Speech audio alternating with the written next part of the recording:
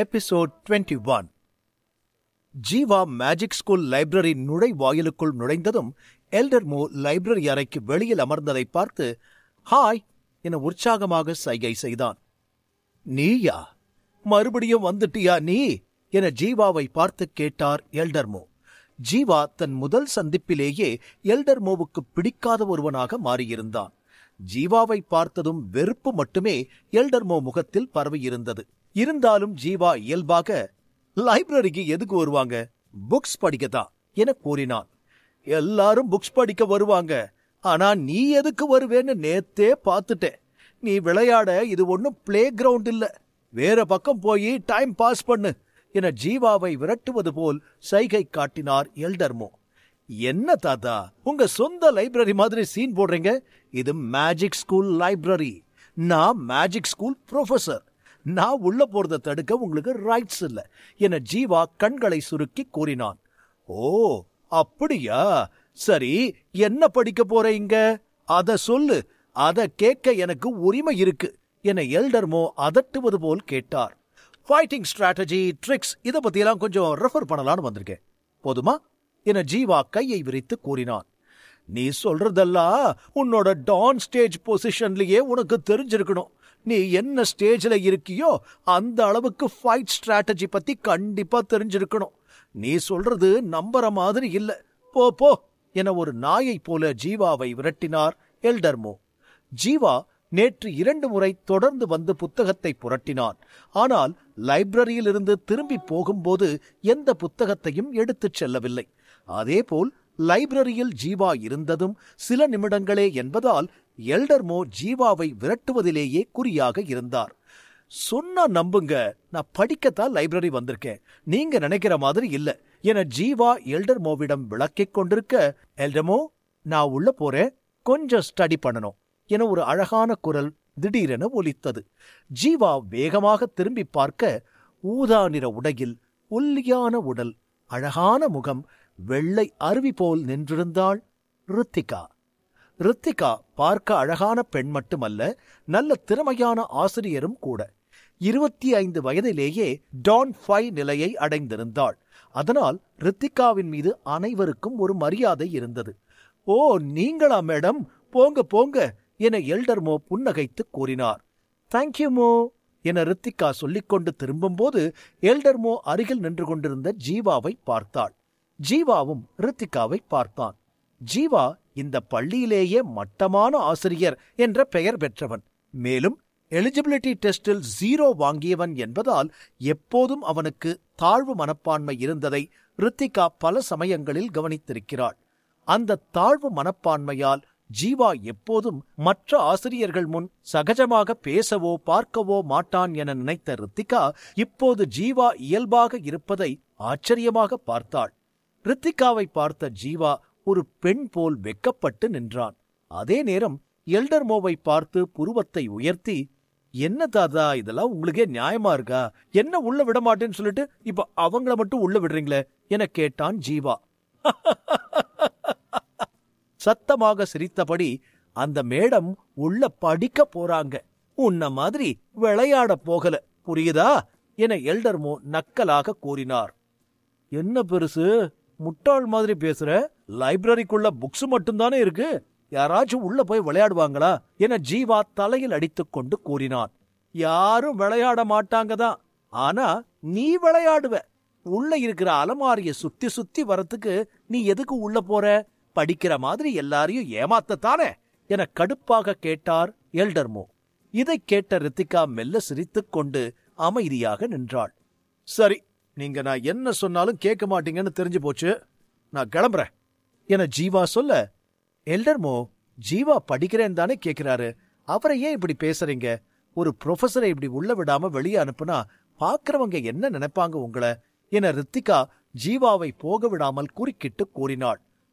நீங்க சொல்றது கரெக்டு தான் மேடம் என தலையசைத்து, இங்க பாரு, மேடம் சொல்றதுனால உன்னை உள்ள விடுறேன், உள்ள போய் புக்கு பேஜை எண்ணிட்டு அலமாரிய அளந்துகிட்டு இருக்கிறத நான் பார்த்தா உன்னை தொலைச்சிருவேன் என எச்சரிக்கையாக எல்டர்மோ சொல்ல, இது போதும் பெருசு, இது போதும் என ஜீவா சொல்லிவிட்டு லைப்ரரி படியில் ஏறி ரித்திகா அருகில் சென்று தயங்கியபடி, என ஒற்றை வார்த்தையில் சொல்லிக்கொண்டு ரித்திகாவை கடந்து சென்றான் ஜீவா. இந்த சந்தர்ப்பத்தை பயன்படுத்தி ஏதாவது பேச ஆரம்பிப்பான் என நினைத்த ரித்திகா ஜீவா விலகி ஓடுவதை ஆச்சரியமாக பார்த்தாள். ரித்திகா குறிப்பிட்ட எந்த காரணத்திற்காகவும் ஜீவாவிற்கு உதவவில்லை. சக ஆசிரியர் என்ற அடிப்படையில் மட்டுமே உதவி செய்ததால் ரித்திகா இதை பெரிய விஷயமாக எடுத்துக் கொள்ளவில்லை. இன்னும் சொல்லப்போனால் ரித்திகாவிடம் வழிந்து பேசுபவர்கள் பலர் என்பதால் எப்போதும் விலகிப் போவாள். அதனால் இப்போது ஜீவா எதுவும் பேசாமல் போவதைப் பார்த்து கொஞ்சம் நிம்மதியாக உணர்ந்தாள். என்னடா இது, லைப்ரரிக்குள்ள வர இவ்ளோ போராட்டமா இருக்கு? அந்த பெருசியே நம்ம மேல இவ்ளோ கோவமா இருக்குன்னு தெரியலையே. இந்த தடவை உள்ள வந்துட்டோம், அடுத்த தடவை என்ன பண்ண போறேனோ என புத்தக அலமாரி முன் நின்று முணுமுணுத்தான் ஜீவா. ஜீவாவிற்கு ஏன் எல்டர்மோ உள்ளே விடாமல் தடுத்தார் என எவ்வளவு யோசித்தும் புரியவில்லை. இந்த முறை ரித்திகாவால் உள்ளே வர முடிந்தது, அடுத்த முறை உள்ளே வர முடியாது என்பதால் இன்றே இந்த லைப்ரரியில் இருக்கும் அனைத்து புத்தகத்தையும் மனதில் பதிக்க நினைத்தான் ஜீவா. அப்படி செய்தால் கண்டிப்பாக அடுத்த முறை இந்த லைப்ரரிக்குள் நுழையும் தேவை இருக்காது என நினைத்து வேகமாக ஒவ்வொரு புத்தகமாக எடுத்தான் ஜீவா. மேஜிக் ஸ்கூல் லைப்ரரி முழுவதும் நூறாயிரக்கணக்கான புத்தகங்கள் இருந்தது. அனைத்து புத்தகங்களையும் படித்து முடிக்க ஒருவன் வாழ்நாள் முழுவதும் இந்த லைப்ரரியில் இருந்தாலும் முடியாத ஒன்று. ஆனால் ஜீவா தன் மனதில் உள்ள இன்விசிபிள் லைப்ரரியால் இதை சாத்தியமாக்க முடிவு செய்து புத்தகத்தை எடுத்து திறந்தான். ஜீவா மனதில் உள்ள லைப்ரரி திடீரென அதிர்ந்தது. கையில் இருந்த புத்தகம் அப்படியே அச்சு அசலாக மனதில் உள்ள லைப்ரரியிலும் தோன்றியது. ஜீவா டசன் கணக்கில் புத்தகத்தை எடுத்து வேக வேகமாக பார்த்து மூடினான். மனதில் உள்ள லைப்ரரியில் ஒவ்வொரு புத்தகமும் ஒவ்வொன்றாக தோன்றிக் கொண்டிருந்தது. ஜீவாவின் மனதில் உள்ள லைப்ரரி பதிவு செய்து புத்தகங்களை எல்லாம் ஷார்ட்கட்டாக தொகுத்து ஜீவாவிற்கு எளிமையாக வழங்கும். அதற்கு அந்த புத்தகத்தை பற்றி தெரிந்தால் மட்டும் போதும் என்பதால் ஜீவாவின் ஒரு கை புத்தகத்தை எடுக்க, கண்கள் அதை பதிவு செய்ய, மற்றொரு கை அதை மீண்டும் அலமாரியில் வைத்தது என புத்தகம் திருப்பும் சத்தமும் அலமாரியில் வைக்கும் சத்தமும் ஒன்றாக சேர்ந்து அடுத்தடுத்து விடாமல் லைப்ரரியில் எதிரொலித்தது. இந்த நேரத்தில் ஜீவா புத்தகத்தை திருப்பும் சத்தம் லைப்ரரி வெளியில் அமர்ந்திருந்த எல்டர்மோ காதில் விழுந்து அவரை எரிச்சலூட்டியது. ஆரம்பிச்சிட்டாண்டாய் இவ என பல்லை கடித்துக் கொண்டு லைப்ரரிக்குள் வேகமாக நுழைந்தார் எல்டர்மோ. ஜீவா புத்தகத்தை புரட்டிக் கொண்டிருக்க எல்டர்மோ கோபமாக உள்ளே நுழைந்து ஜீவாவை பார்த்தார். என்ன பண்றா இவன்? பைத்தியமா இருப்பான் போல. புக்கை எடுத்து பார்த்து மறுபடியும் உள்ள வைக்கிறான். இந்த புக்கோட வேல்யூ எல்லாம் இவனுக்கு எங்க தெரிய போகுது? முட்டா பய என கடுப்பாக முனகிக் கொண்டு நின்றார் எல்டர்மோ. பாம்பின் வேகம், பச்சை மரகதம், கழுகு பார்வை என பலவிதமான புத்தகங்கள் இருப்பதை பார்த்து மனதில் பதிய வைத்துக் கொண்டிருந்தான் ஜீவா. அனைத்து வகையான புத்தகமும் வரிசையாக அடுக்கி வைக்கப்பட்டிருந்தது. நோய் பற்றிய மருத்துவம், மனோ தத்துவம், மூலிகைகள் என சிறந்த புத்தகங்களின் தொகுப்பு கணக்கில்லாமல் இருந்தது. இந்த புத்தகங்களில் குறைகளும் நிறைகளும் கலந்து சரிசமமாக இருந்தது. இதில் எதை படிக்க வேண்டும், எதை தவிர்க்க வேண்டும் என்பதே முக்கியம் என்பதால் ஜீவா தன் மனதில் உள்ள லைப்ரரியில் அதை பதிய வைத்துக் கொண்டிருந்தான். என்னதான் பண்றான்னு ஒன்னும் புரியலையே, இங்க பிரச்சனை பண்ணத்தான் இவன் வந்திருக்கான் போல என நினைத்த எல்டர்மோவின் முகம் கோபத்தில் சிவந்தது. ஜீவா எதையும் கண்டுகொள்ளாமல் மருத்துவ குறிப்பு, வர்மக்கலை, ஒளியின் சாகசம், ஆண் பெண் புரிதல் என பல வகையான புத்தகத்தை அடுத்தடுத்து கையில் எடுத்து திறந்து பார்த்து மூடினான். இவன் எடுக்கிற புக்கு ஒவ்வொன்னும் சம்பந்தம் இல்லாம இருக்கே, எதுக்கு இப்படி எல்லா புக்கையும் எடுத்து பார்க்கறான்? இவனுக்கு இன்னைக்கு இருக்கு கச்சேரி என கடுப்பாக முனகினார் எல்டர்மோ. அதே நேரம் லைப்ரரியில் சில குறிப்புகளை எடுத்துக் கொண்டிருந்த ரித்திகா காதில் ஜீவா புத்தகத்தை புரட்டும் சத்தம் தெளிவாக விழுந்தது. ஆரம்பத்தில் ரித்திகா அந்த சத்தத்தை பெரிதாக எடுத்துக் கொள்ளவில்லை. ஆனாலும் நேரம் ஆக ஆக ஏதோ இரைச்சல் கேட்பதாக உணர்ந்தாள். எப்போதும் லைப்ரரியில் அமைதியான மனநிலையுடன் தான் படிக்க வேண்டும். ஆனால் இவ்வளவு சத்தமாக புத்தகத்தை புரட்டி ஒருவன் எப்படி படிக்க முடியும் என ரித்திகா குழம்பிக் கொண்டு அங்கிருந்து மெல்ல நடந்து சென்று ஜீவாவின் பக்கம் பார்த்தாள். ஜீவா வெறி பிடித்தது போல் ஒவ்வொரு புத்தகமாக எடுத்து வேக வேகமாக புரட்டிக் கொண்டிருந்தான். என்ன செய்கிறான் இவன்? ஒரு புக்கு கூட படிக்கிற மாதிரி தெரியலையே, அதான் எல்டர்மோ இவனை உள்ள விடலையா என முணுமுணுத்துக் கொண்டு ஜீவாவை குழப்பமாக பார்த்தாள். ஜீவா எதற்காக இப்படி செய்கிறான் என ரித்திகாவின் அறிவுக்கு எட்டவில்லை. ஒருவேளை ஜீவா எதையோ தேடுகிறானோ என யோசித்துக் கொண்டு புத்தகத்தின் இரைச்சலை கேட்க முடியாமல் சட்டென்று ஜீவா அருகில் வேகமாக நடந்து சென்று, ஹலோ புரொஃபசர், நீங்க என்ன பண்றீங்கன்னு தெரிஞ்சுக்கலாமா என ரித்திகா முறைத்துக் கொண்டு கேட்டாள். பார்த்தா தெரியல, படிக்கிற என ஒற்றை வார்த்தையில் சொல்லிவிட்டு மீண்டும் புத்தகத்தை புரட்டினான் ஜீவா. ஓ, புக் படிக்கிறீங்களா? பார்த்தா அப்படி தெரியலையே என மீண்டும் முறைத்தபடி கேட்டாள் ரித்திகா. பின்ன எப்படி தெரியுது என ஜீவா ரித்திகாவை பார்க்காமல் புக்கை புரட்டியபடி கூறினான். பார்த்தா எப்படி தெரியுதுன்னா, என்னோட கவனத்தை உங்க பக்கம் திருப்புற மாதிரி நீங்க பண்ற கோமாளித்தனம் அப்படியே அப்பட்டமா தெரியுது என கூறினாள் ரித்திகா. அப்படியா நினைச்சுக்கிட்டு இருக்கீங்க? அப்படி ஒரு எண்ணம் இருந்தா அதை மாத்திக்கங்க, நான் அதுக்காக இங்க வரல என ரித்திகாவை கண்டுகொள்ளாதது போல் கூறிவிட்டு வேக வேகமாக புத்தகத்தின் அடுத்த தொகுப்பில் கை வைத்தான். இன்று ஒரு நாள்தான் ஜீவாவிற்கு இருப்பது. அதற்குள் மொத்த புத்தகத்தையும் மனதில் உள்ள மாய லைப்ரரியில் பதிய வைக்க வேண்டும் என்பதால் ரித்திகாவிடம் அதிகம் பேசாமல் தீவிரமாக செயல்பட்டான் ஜீவா. நீங்க ரொம்ப ஸ்மார்ட்டா ட்ரை பண்றீங்கன்னு எனக்கு தெரியுது. உங்களை மாதிரி எத்தனையோ பேர் இதை விட என்னை இம்ப்ரெஸ் பண்ண ட்ரை பண்ணிட்டாங்க. சோ வீணா இங்க டைம் வேஸ்ட் பண்ணாதீங்க. நீங்க என்ன பண்ணினாலும் அது வேஸ்ட் தான். இப்படி பண்றதுனால நான் இம்ப்ரெஸ் ஆகல, இரிட்டேட் தான் ஆகுது. நீங்க வெளியே போறதுதான் உங்களுக்கு நல்லது என லைப்ரரி எக்ஸிட் நோக்கி கையை நீட்டி கடுமையாக சொல்லிவிட்டு திரும்பி நடந்தாள் ரித்திகா. ஜீவா ரித்திகாவின் வார்த்தைகளை காதில் வாங்காமல் குனிந்த தலைகூட நிமிராமல் புத்தகத்தை எடுத்துக் கொண்டிருந்தான். என்ற சத்தம் மீண்டும் ரித்திகா காதில் விழுந்தது.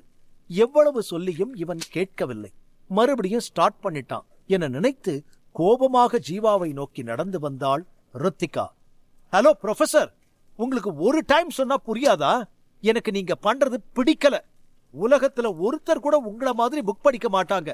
நீங்க என்னை இம்ப்ரெஸ் பண்ண நினைச்சு அசிங்கப்படாதீங்க. உங்களையும் உங்க ஆக்டிவிட்டியும் பார்க்க கேவலமா இருக்கு என கோபமாக பேசி ஜீவாவை சுட்டரிக்கும் பார்வையில் பார்த்தாள்.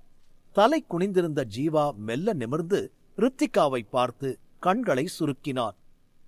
என்ன மேடம், உங்க மனசுல என்ன உலக அழகின்னு நினைப்பா? உங்கள மாதிரி அழகான பொண்ணு நான் பார்த்ததே இல்ல. உங்களை பார்த்து அப்படியே ஹார்ட்குள்ள அம்பு விட்டு ஊருகி போய் காதல் மயக்கத்துல இப்படி பைத்திய மாதிரி பண்றேன்னு நினைச்சுக்கிட்டு தானே பேசுறீங்க? அப்படி நினைச்சா I am very sorry madam. உங்களுக்கு ஏதோ பிரச்சனை இருக்குன்னு அர்த்தம். போய் நல்ல மனநல மருத்துவரை பாருங்க என ஜீவா பட்டென முகத்தில் அரைந்தது போல் கூறினான். இதை கேட்ட ரித்திகாவின் கண்கள் அதிர்ச்சியில் நிறைந்தது. ஜீவா திடீரென இப்படி பேசுவான் என ரித்திகா கொஞ்சம் கூட யோசிக்கவில்லை. இதயம் வெடிப்பது போல் உணர்ந்து தடுமாறி நின்றாள். ரித்திகா மேஜிக் ஸ்கூலிலேயே நம்பர் 1 அழகி, அதீத திறமை கொண்டவள். பல ஆசிரியர்கள் ரித்திகா பின்னால் சுற்றுவதை முழு வேலையாக கொண்டுள்ளனர். பல மாணவர்கள் ரித்திகாவின் திறமையை பார்த்து ஆச்சரியமடைந்தார்கள். எப்போதும் தன்னை தனியாக காட்டுவதில் கைதேர்ந்தவள் ரித்திகா. ஆனால் ஜீவா கடுமையாக பேசியது மட்டுமல்லாமல் கொஞ்சம் கூட மதிக்காதது போல் பேசியது அவள் நெஞ்சை கிழிப்பது போல் இருந்தது. என்ன புரொஃபசர், ரொம்ப ஓவரா பேசுறீங்க? நான் மனநல மருத்துவரை பார்க்கணுமா? இங்க யார் பைத்திய மாதிரி நடந்துக்கிறது, நீங்களா நானா என கோபமாக கேட்டாள் ரித்திகா. மேடம், நான் ஏன் வேலைய பார்த்துக்கிட்டு இருக்கேன். எனக்கு எப்படி படிக்கிறது தான் வசதி. உங்களுக்கு எப்படி படிக்க முடியுமோ அப்படி படிங்க. நான் எதுவும் கேட்க மாட்டேன். அது மாதிரி நீங்களும் என்னை எதுவும் கேட்காதீங்க. நீங்க படிச்சாலும் சரி, இல்ல ஓரமா உட்கார்ந்து பல்லாங்குடி விளையாடினாலும் சரி, அதை பத்தி எனக்கு கவலை இல்லை. என்ன டிஸ்டர்ப் பண்ணாதீங்க என சொல்லிவிட்டு ஜீவா நகர்ந்து பக்கத்து ரேக் அருகில் சென்றான். என்ன திமிர் இவனுக்கு! இவனை உள்ள கூட்டிட்டு வந்ததுக்கு நமக்கு இது தேவைதான். பல்லாங்குடி தானே, இரு உன் பல்ல உடைச்சு அதுல பல்லாங்குடி விளையாடுறேன் என முனகிக் கொண்டு முறைத்தாள் ரித்திகா. எபிசோட் 22. ரித்திகா ஜீவாவிடம் சண்டையிட்டுவிட்டு வேறு வழியில்லாமல் அங்கிருந்து நகர்ந்து ஒரு புத்தகத்தை கையில் எடுத்துக்கொண்டு லைப்ரரியில் ஒரு மூலையில் அமர்ந்து படிக்கத் தொடங்கினாள். ஜீவாவிடம் கிடைத்த மோசமான அனுபவத்திற்குப் பின் மனதை மாற்றி தான் வந்த வேலையில் கவனம் செலுத்த ஆரம்பித்தாள் ரித்திகா. இருந்தும் ரித்திகாவின் காதில் ஜீவா புத்தகத்தை புரட்டும் சத்தம் இடைவிடாமல் கேட்டுக்கொண்டிருந்தது. ஜீவா ஒவ்வொரு ரேக்கிலும் பல புத்தகங்களை எடுத்து மனதில் உள்ள மாய லைப்ரரியில் மின்னல் வேகத்தில் பதிவேற்றினான். தொடர்ந்து 6 முதல் 7 மணி நேரம் வரை எண்ணிலடங்கா புத்தகங்களை ஜீவா பார்த்து முடித்தான். மோனாவின் உடலில் உள்ள பிரச்சனையை தீர்க்கவும் சில குறிப்புகளை எடுத்துக்கொண்டான். இது அனைத்தும் முழு வீச்சில் நடந்தபின் பெருமூச்சு விட்டு லைப்ரரி ரேக் மீது சாய்ந்து விட்டதை பார்த்து, ஜீவா, ஒரு வழியா எப்படியோ முடிச்சுட்டடா. இனி நம்ம லைப்ரரி வர வேலை இருக்காது. சூப்பர் சூப்பர் என நெஞ்சில் கை வைத்துக் கொண்டு அவனே பாராட்டி பெருமிதம் அடைந்தான். பல மணி நேரங்கள் புத்தகத்தில் மூழ்கிவிட்டதால் நேரம் போனதே தெரியாமல் இருந்தது. ஆனால் இப்போது ஜீவா வயிற்றில் ஏதோ மாற்றம் நடப்பதை உணர்ந்தான். தாங்க முடியாத பசி அவன் கண்களை மங்கச் செய்தது. பின் வேகமாக லைப்ரரியிலிருந்து வெளியேறி நடந்தான். அப்போது எதிரில் ரித்திகா வந்து இடுப்பில் கை வைத்து நின்றாள். என்னடா இவ, இன்னும் லைப்ரரியில தான் இருக்காளா? இவ்வளவு நேரமா என்ன பண்ணிக்கிட்டு இருந்தான்னு தெரியலையே என நினைத்துக் கொண்டு ரித்திகாவை பார்த்து திருவென முழித்தான் ஜீவா. இருந்தும் ஜீவா கண்டுகொள்ளாமல் அங்கிருந்து வெளியேறும்போது, அங்கேயே நில்லு என்ற எல்டர்மோவின் குரல் சத்தமாக ஒலித்தது. ஜீவா திரும்பி பார்த்தான். எல்டர்மோவின் முகம் பலவித கொடூர பாவனைகளை காட்டி இருண்டது போல் இருந்தது. ஜீவா குழப்பமாக எல்டர்மோவை பார்த்தான். ஜீவா, நீ லைப்ரரிக்கு கண்டிப்பா படிக்க வரலேன்னு எனக்கு தெரியும். நீங்க எல்லாரையும் டிஸ்டர்ப் பண்ணத்தான் வர. லைப்ரரிக்கு வெளியில இருக்கிற எனக்கே இவ்வளோ டென்ஷன் ஆகுதுன்னா லைப்ரரிக்கு உள்ள இருக்கிறவங்களுக்கு எவ்வளோ கோபம் வரும். இனி நீ லைப்ரரிக்கு உள்ள வந்தா உன் காலை வெட்டிருவேன் என காட்டமாக கூறினார் எல்டர்மோ. தாத்தா, நான் இங்க படிக்கத்தான் வந்தேன், யாரையும் டிஸ்டர்ப் பண்ணல. புக்ஸ திருப்பும் போது சத்தம் கேட்டுச்சே தவிர நான் தேவையில்லாம எந்த சத்தமும் போடல. நீங்க தான் இங்க சவுண்ட் விடுற ஒரே ஆளு. இந்த வயசுல இவ்வளோ டென்ஷன் வேணாம் தாத்தா, பி கூல் என சொல்லிக்கொண்டு மீண்டும் நடக்கத் தொடங்கினான் ஜீவா. ஜீவாவின் வார்த்தைகளைக் கேட்டு எல்டர்மோவின் முகம் மேலும் சிவந்தது. லைப்ரரி மேன்னா உனக்கு அவ்வளோ சாதாரணமா போச்சா? இந்த லைப்ரரி ஃபுல்லா எந்த புக்கு எங்க இருக்கு, எந்த சப்ஜெக்ட படிக்க எந்த புக்கை எடுக்கணும் எல்லாம் எனக்கு அத்துப்படி. இங்க வர எத்தனையோ ப்ரொஃபசருக்கு நான் வழிகாட்டியிருக்கேன். அப்படி இருக்கும்போது உன்ன மாதிரி சும்மா லைப்ரரிக்குள்ள சுத்திக்கிட்டு வரவனை பார்த்து எப்படி டென்ஷன் ஆகாம இருக்க முடியும் என எல்டர்மோ கோபமாக வார்த்தைகளை கக்கினார். இதை கேட்டதும் ஜீவாவால் சிரிக்காமல் இருக்க முடியவில்லை. ஏனென்றால் முந்தைய வாழ்க்கையில் ஜீவா ஒரு லைப்ரரி மேனாகத்தான் இருந்தான். இதைவிட 2 மடங்கு பெரிய லைப்ரரி, லட்சக்கணக்கான புத்தகங்கள். ஜீவா ஒரு கம்ப்யூட்டர் போல அனைத்தையும் ஃபிங்கர் டிப்பில் வைத்திருந்தான். அதனால் எல்டர்மோவின் பேச்சு ஜீவாவிற்கு சிரிப்பை வரவழைத்தது. ஜீவா சிரித்துக்கொண்டே, தாத்தா, உங்க கோபம் எனக்கு புரியுது. நீங்க நினைக்கிற மாதிரியே நான் லைப்ரரிக்குள்ள சும்மா சுத்திக்கிட்டு வர மாதிரியே இருக்கட்டும். உங்க வேலை இங்க இருக்கிற புக்ஸ பாதுகாக்கிறதும் இங்க வரவங்களுக்கு டவுட்டை கிளியர் பண்றதும் தான். அதை விட்டுட்டு நீங்க ஏன் என்ன கைட் பண்ற வேலைய பாக்குறீங்க என ஜீவா இயல்பாக கேட்டான். நான் உன்னை கைட் பண்ணல, அத பண்ண எனக்கு எந்த அவசியமும் இல்ல. அதே சமயம் நீ பண்ற கோமாளித்தனத்தை எல்லாம் பார்த்துக்கிட்டு என்னால சும்மா இருக்க முடியாது. இந்த மேஜிக் ஸ்கூல் லைப்ரரியில இருக்கிற புக்கெல்லாம் இந்த ஸ்கூல்ல முன்னோடியா இருந்தவங்க கிட்ட இருந்து ரொம்ப கஷ்டப்பட்டு கலெக்ட் பண்ணி சேர்த்தது. இந்த புக்ல இருக்கிறது வெறும் எழுத்து மட்டும் இல்ல, அதுல அவங்களுடைய ரத்தமும் வியர்வையும் கண்ணீரும் சேர்ந்து கலந்திருக்கு. இனி நீ இங்க வந்து இந்த மாதிரி பண்ணுன ஸ்கூல் மேனேஜ்மெண்ட் சொல்லி கடுமையா நடவடிக்கை எடுக்க சொல்லுவேன் என எச்சரித்தார் எல்டர்மோ. ஜீவா எப்படியும் இனி இந்த லைப்ரரிக்கு வரவேண்டிய அவசியம் இல்லை என்பதால் எல்டர்மோவிடம் மேற்கொண்டு வாக்குவாதம் செய்யாமல், சரி, நீங்க ஆசைப்பட்ட மாதிரி நான் இனி வரல, இப்ப சந்தோஷமா உங்களுக்கு என ஜீவா சொல்லிக்கொண்டு மெல்ல புன்னகைத்தான். ரொம்ப சந்தோஷம் என வெளியே போகச் சொல்லி சைகை காட்டினார் எல்டர்மோ. பின் ஜீவா அங்கிருந்து கிளம்பும்போது, ஒரு நிமிஷம் வெயிட் பண்ணுங்க என்ற இனிமையான குரல் திடீரென கேட்டது. உங்களை தான் புரொஃபசர் ஜீவா என சொல்லிக்கொண்டு ரித்திகா எதிரே வந்தாள். இப்பதான் ஒரு பிரச்சனைய சமாளிச்சேன், அடுத்து இன்னொன்னு வந்துருச்சா என நினைத்துக்கொண்டு "அ, அ, சொல்லுங்க, இப்ப என்ன உங்க பிரச்சனை? நான் தான் கிளம்பிட்டேனே" என ஆதங்கமாக கேட்டான் ஜீவா. "இல்ல புரொஃபசர் ஜீவா, இப்ப எந்த பிரச்சனையும் இல்ல. ஒரு சின்ன டவுட், அதை மட்டும் கொஞ்சம் கிளியர் பண்ணுங்களே" என தந்திரமாக கேட்டாள் ரித்திகா. "டவுட்டா? உங்களுக்கா? என்கிட்ட ஏன் கேக்குறீங்க? இதோ இங்க நிக்கறாரே, மொத்த லைப்ரரியும் இவருக்கு அத்துப்படி, அவர்கிட்ட கேளுங்க. நான் கிளம்புறேன்" என எல்டர் மோவை கைகாட்டி சொல்லிவிட்டு ஜீவா திரும்பி நடக்கும்போது, "புரொஃபசர் ஜீவா, ஒரு நிமிஷம். நீங்க தான் எனக்கு இந்த டவுட்டை கிளியர் பண்ணணும். ஏன்னா நான் உங்ககிட்ட பேசும்போது நான் படிச்ச அதே புக்க நீங்க கையில வச்சிருந்தீங்க. இவ்ளோ நேரம் லைப்ரரியில இருந்து படிச்சுக்கிட்டு இருக்கீங்க. உங்ககிட்ட டவுட் கேட்காம வேற யார்கிட்ட டவுட் கேட்க முடியும்" என ரித்திகா கண்களை சிமிட்டி கேட்டாள். ஜீவாவை அவமானப்படுத்த கையாளும் புது வகையான யுக்தி இது. ஜீவா படிக்கவில்லை என ரித்திகா நினைத்திருந்தாள். அதனால் வித்தியாசமாக ஜீவாவிடம் சந்தேகம் கேட்பது போல் நடித்தாள். "என்ன டவுட் சொல்லுங்க" என ஜீவா தலையசைத்துக் கொண்டு கேட்டான். "அது ஒண்ணு இல்ல புரொஃபசர் ஜீவா, ரொம்ப சிம்பிள். நீங்க 8 மாத்திரை சுத்திகரிப்பு பத்தி படிச்சத நான் பார்த்தேன். அத பத்தி உங்ககிட்ட கொஞ்சம் கேட்கணும், அவ்வளவுதான்" என ரித்திகா கையை விரித்து கேட்டாள். கண்டிப்பா சாதாரண ஒரு கேள்வி கேட்டாலே ஜீவா பதில் சொல்ல முடியாமல் திணறுவான். தன்னை அவமானப்படுத்தியதற்கு இப்போது அவமானப்படப் போகிறான் என ஆழ்ந்த யோசனையில் மூழ்கியிருந்தாள் ரித்திகா. ரித்திகா 8 மாத்திரைகள் என்று சொன்னவுடன் ஜீவா மனதில் உள்ள லைப்ரரி அதிர்ந்து ஒரு புத்தகம் தயார் நிலையில் வந்து விழுந்தது. ஜீவா மகிழ்ச்சியுடன், "சரி, என்ன கேட்கணுமோ சீக்கிரம் கேளுங்க.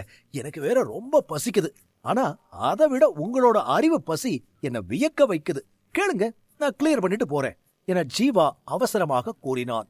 இதைக் கேட்ட ரித்திகாவின் கைகள் கோபத்தில் முறுக்கியது. விளக்கம் கேட்கும் மாணவருக்கு ஒரு ஆசிரியர் விரக்தியுடன் பதில் சொல்வது போலிருந்தது ஜீவாவின் தொனி. "என்ன, ஏதோ ஆன்சர் சொல்ற மாதிரியே பில்டப் பண்றானே" என முனகிக் கொண்டு, "மூலிகைகள் சிதறினால் மாத்திரை உருவாவது கஷ்டம். மூலிகைகள் சேர்ந்தால் மஞ்சள் மாத்திரை உருவாகும்." இந்த வார்த்தையை நான் படிக்கும்போது எனக்கு ரொம்ப கன்ஃபியூஸா இருந்துச்சு. எவ்வளவோ யோசிச்சும் என்னால அண்டர்ஸ்டாண்ட் பண்ண முடியல. இத உங்களால சொல்ல முடியுமா என ரித்திகா கேட்டுக்கொண்டு மர்மமாக சிரித்தாள். இந்த கேள்வியை புரிந்து கொள்ளவே ஜீவா திணறுவான் என ரித்திகா நினைத்துக் கொண்டிருக்க ஜீவா பேச ஆரம்பித்தான். "மூலிகை சேர்ந்தால் மாத்திரை உருவாவது கடினம். மூலிகை சிதறினால் மஞ்சள் மாத்திரை உருவாகும். உன் கேள்வியிலேயே பதில் இருக்கே" என சிரித்துக் கொண்டு ஜீவா ரித்திகாவை பார்க்க ரித்திகா ஒன்றும் புரியாமல் முழித்தாள். ஒரு மாத்திரைய சுத்திகரிக்கும் போது மூலிகை திரவம் ஒன்னா சேர்ந்துச்சுன்னா அதோட மருத்துவ குணத்தை இணைக்க முடியாது. ஆனா அதை பிரிச்சு நல்லா கலந்துட்டா உருவாகிற மாத்திரை முட்டையோட மஞ்சள் நிறத்துல இருக்கும் என ஜீவா சொன்னதும் ரித்திகா தலை சுற்றுவது போல் ஆனது. ஜீவா மனதில் உள்ள லைப்ரரியின் மூலம் ஒரு நொடியில் பதில் கூறினான். ஆனால் ரித்திகாவின் மனநிலை இப்போது சொல்ல முடியாத அளவிற்கு மோசமாக இருந்தது அவள் முகத்தில் தெரிந்தது. இந்த கேள்வி ஜீவாவை திணறடிக்கும் என நினைத்த ரித்திகா திணறியபடி முடித்தாள். இன்னும் சொல்லப்போனால் ரித்திகா ஜீவாவை குழப்ப கேள்வியையே தவறாக கேட்டாள். ஆனாலும் ஜீவா சரியான பதிலை யோசிக்காமல் ஒரு நொடியில் சொன்னதும், "என்ன சொன்ன, எப்படி சொன்ன" என முனகிக் கொண்டு அதிர்ச்சியாக நின்றாள். "மேடம், என்ன ஆன்சர் ஓகேவா? வேற எதுவும் டவுட் இருக்கா, இல்ல நான் கிளம்பட்டுமா என கேட்டான் ஜீவா. "எனக்கு நிறைய டவுட் இருக்கு. இந்த மாதிரி சான்ஸ் கிடைக்கும் போது தானே நான் கிளியர் பண்ணிக்க முடியும்" என தன் அதிர்ச்சியை அடக்கிக் கொண்டு சாதாரணமாக கூறினாள் ரித்திகா. "என்ன மேடம், நீங்க ஒழுங்கா படிக்காமையே டீச்சர் ஆயிட்டு இருப்பீங்க போல. சரி கேளுங்க" என ஜீவா அமைதியாக சொல்ல கோபத்தில் முறைத்துக் கொண்டு, "எனக்கு புரியாத இன்னொரு வாக்கியம் இருக்கு. ஒரு உலோகத்தை தீப்பிழம்பால் சுத்திகரிக்கும் போது அது தூய்மை இல்லாமல் இருந்தால் அதை ஒருபோதும் கலக்கக்கூடாது" என கேள்வியை முடிக்க ஜீவாவின் முகம் குழப்பமாக மாறுவதை பார்த்து மெல்ல புன்னகைத்தாள் ரித்திகா. ரித்திகாவின் சிரிப்புக்கு காரணம் இந்த கேள்வி போன கேள்வியிலிருந்து முற்றிலும் மாறுபட்டது. முதல் கேள்வி மருத்துவம், இந்த கேள்வி போர் நுட்பம் பற்றியது. ரித்திகா பழங்கால புத்தகத்தில் பார்த்த வாக்கியம்தான் இது. பல நாட்கள் இதற்கு விடை தெரியாமல் சுற்றிக் கொண்டிருந்த ரித்திகா இறுதியாக ஒரு தலைசிறந்த கொல்லரிடம் இதற்கான விடையைக் கேட்டு தெரிந்து கொண்டாள். முதல் கேள்விக்கு எதிர்பாராத வகையில் அவமானம் கிடைக்க, இப்போது அந்த அவமானத்தை துடைக்க கடினமான கேள்வியை முன்வைத்தாள் ரித்திகா. இந்த நேரத்தில் எல்டர்மோ கூட அந்த கேள்வியை சரியாக புரிந்து கொள்ள முடியாமல் திருதிருவென முழித்தார். முதலில் ஜீவா பதில் சொன்ன 8 மாத்திரைகளின் கேள்வி மேஜிக் ஸ்கூல் டான் 9 ஃபார்முலாவின் அடிப்படை கேள்விதான் என்பதால் அதை பற்றி எல்டர்மோ பெரிதாக யோசிக்கவில்லை. ஆனால் இந்த கேள்வி மிகவும் கடினம் என நினைத்து ஜீவாவை பார்க்க, ரித்திகாவும் நக்கலாக சிரித்து ஜீவாவை பார்த்தாள். ஜீவா ஒரு நிமிட மௌனத்திற்கு பின் மெல்ல சிரித்துக்கொண்டு, இது ரொம்ப ஈஸியான வாக்கியம்தான், இதுல என்ன இருக்கு புரியாம போக? தீப்பிழம்புகளில் உலோகத்தை கலக்கும் போது அது தூய்மையாக இல்லை என்றால் ஒருபோதும் கலக்காதே. அப்படின்னா ஒரு ஆயுதத்தை உருவாக்கும் போது அதோட அசுத்தங்களை அகற்ற அதை நெருப்பில் காட்ட வேண்டும். அப்பதான் ஈஸியா அந்த உலோகத்தை சேர்க்க முடியும். அவ்வளவுதான். இதுக்குதான் இவ்வளவு பில்டப் கொடுத்தீங்களா என சிரித்துக் கொண்டு கேட்டான் ஜீவா. ஜீவா சொல்லிக் கொண்டிருக்க ரித்திகாவின் உடல் நடுங்குவதை உணர்ந்தாள். இந்த வாக்கியத்தின் விளக்கத்தை அறிய ரித்திகா பலரிடம் ஆலோசனை கேட்டாள். யாரும் தீர்த்து வைக்க முடியாததை இறுதியாக தலை சிறந்த கொல்லன் தீர்த்து வைத்தான். அவன் கூட இவ்வளவு தெளிவாக சொல்லவில்லை என அதிர்ச்சியில் உறைய, அதைவிட அதிர்ச்சியில் உறைந்து நின்றார் எல்டர்மோ. என்ன பெருசு, இப்ப புரியுதா நான் ஏன் லைப்ரரிய சுத்திக்கிட்டு இருந்தேன்னு என சைகை காட்டி ஜீவா கூற, எல்டர்மோ அதை ஏற்றுக்கொள்ள முடியாமல் கண்களை உருட்டிக்கொண்டு, நீ சொல்றது நம்புற மாதிரியே இல்லையே. மேடம் சொன்னதை பார்க்கும்போது ஒரு உலோகம் தூய்மையா இல்லைனாலும் தீப்பிழம்பு அதை தூய்மையா ஆக்கும்னு தான் பொருள். நீ தப்பா சொல்றேன்னு நினைக்கிறேன் என ஜீவா பதிலை ஏற்றுக்கொள்ள முடியாமல் சந்தேகமாக கேட்டார் எல்டர்மோ. கண்டிப்பா நீங்க சொல்றது தப்பு. எனக்கு தெரிஞ்சு நீங்க எட்வர்டோட புக்ல இதை படிச்சிருப்பீங்கன்னு நான் நினைக்கிறேன். ஒரு உலோகம் தூய்மையா இல்லைன்னா அதை கலக்கவே கூடாது. அத நெருப்புல இல்ல எரிமலைக்கு நடுவுல வச்சாலும் தூய்மை ஆகாது. ஒரு உலோகத்தை நெருப்புல சுத்தம் பண்ண கூடாதுன்னு தெளிவா சொல்லிருக்காங்க என கம்பீரமாக கையசைத்து கூறினான் ஜீவா. என்னால நீ சொல்றத நம்ப முடியல, நீ தெரியாம சொல்றேன்னு நினைக்கிற என எல்டர்மோ சொல்ல, ஆமாமா ஏதோ வாய்க்கு வந்ததை அடிச்சு விடுற மாதிரி இருக்கு, நானும் நம்பலப்பா என இந்த நேரத்தில் குறுக்கிட்டு கூறினாள் ரித்திகா. அப்போ நீங்க 2 பேரும் என்ன நம்பல, அப்படிதானே?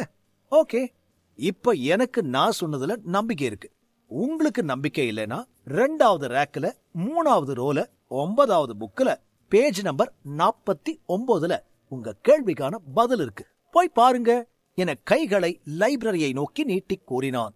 ஜீவா தீர்க்கமாக சொல்ல அங்கிருந்து வேகமாக லைப்ரரிக்குள் ஓடினாள் ரித்திகா.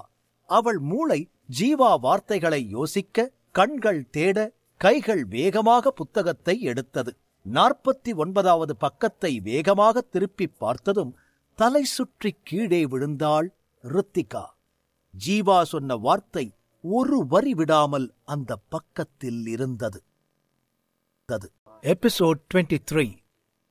ஜீவா இயல்பாக 2 கேள்விகளுக்கும் பதில் அளித்துவிட்டு அமைதியாக நின்றான். தலை சுற்றி கீழே விழுந்த ரித்திகா மெல்ல எழுந்து வந்து ஜீவாவை ஒரு நிமிடம் உற்று பார்த்தாள். எல்டர்மோ திரும்பி, மேடம் என்ன ஆச்சு, இவன் சொன்னது சரியா என சத்தமாக கேட்டார். 100% என சொல்லி உதட்டை பிதுக்கினாள் ரித்திகா. இது எப்படி சாத்தியம்? இப்படியெல்லாம் ஒருத்தர் சொல்ல முடியுமா?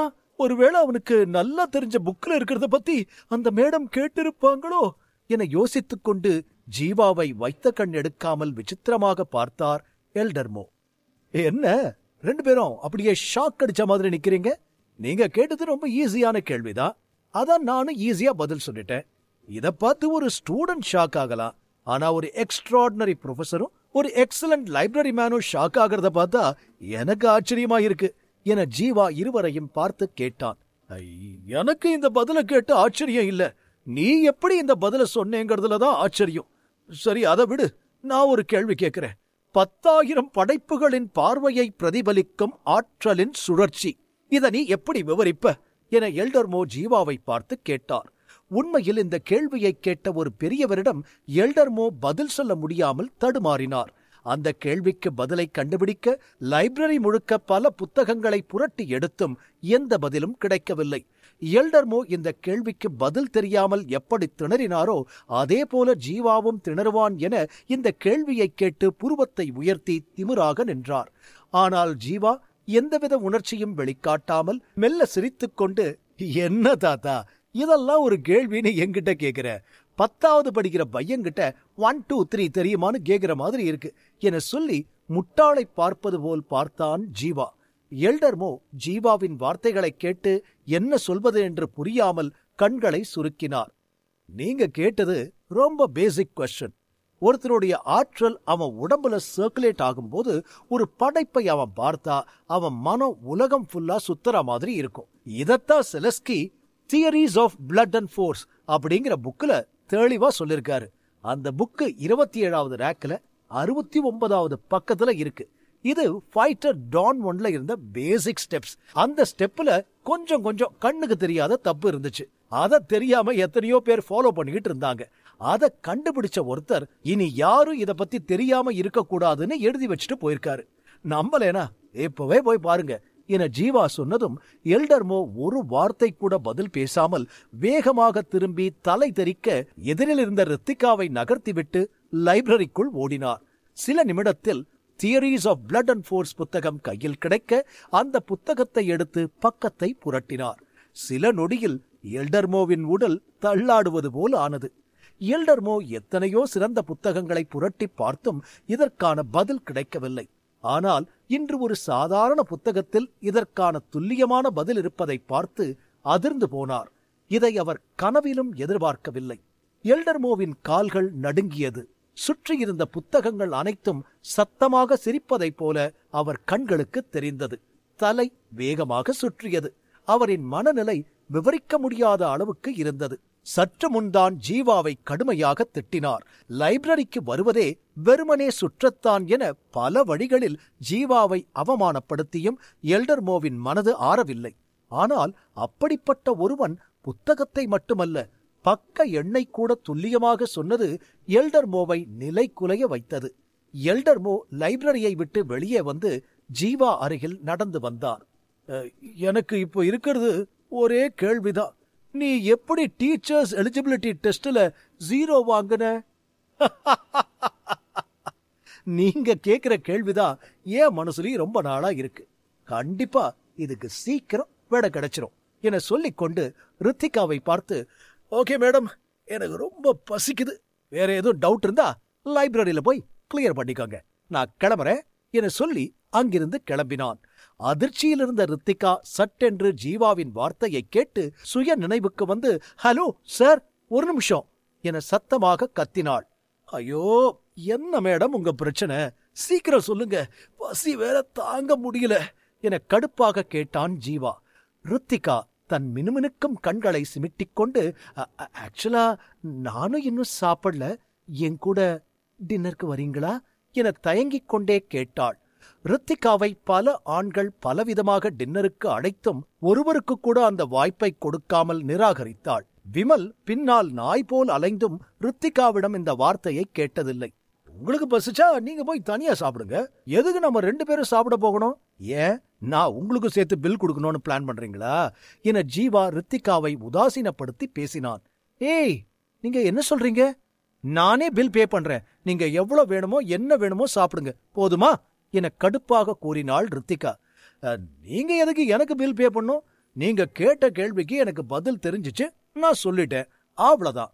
திரும்பவும் எதுக்கு டின்னர் எல்லாம் அங்கேயே வந்து கேள்வி மேல கேள்வி கேட்டு என்ன டார்ச்சர் பண்ண பிளான் பண்றீங்களா? ஆளை விடுங்க மேடம், நீங்க நினைக்கிற ஆள் நான் இல்ல என ஜீவா ஒரு பெண்ணின் மனதை புரிந்து கொள்ளாமல் சரசரவென வார்த்தைகளை கொட்டினான். ஹலோ, என்ன சார், விட்டா ஓவரா பேசிட்டே போறீங்க. என்ன டின்னருக்கு கூப்பிட்டவங்க லிஸ்ட் ஒரு 100 பேர் இருக்கும். ஆனா யார் கூடயும் நான் சாப்பிட போனதில்ல. ஆனா நானே உங்களை சாப்பிட கூப்பிடுறேன்னா அதுக்கு ஒரே ரீசன், என் டவுட் கிளியர் பண்ணதுதான். உங்களை சாப்பிட கூப்பிட்டது என்னோட தப்பு தான். நீங்க போங்க, நான் போய் எனக்கு பிடிச்ச மான் லிவர், ஃப்ரைட் பட்டர் எக் எல்லாத்தையும் தனியா ஜாலியா சாப்பிட போறேன் என சொல்லி ரித்திகா திரும்பி நடப்பது போல் பாவனை செய்தாள். உண்மையில் ஜீவா எப்படி இவ்வளவு திறமையானவனாக திடீரென மாறினான் என தெரிந்து கொள்ள நினைத்தாள் ரித்திகா. என்னது மான் லிவரா? ஃப்ரைடு பட்டர் எக்கா?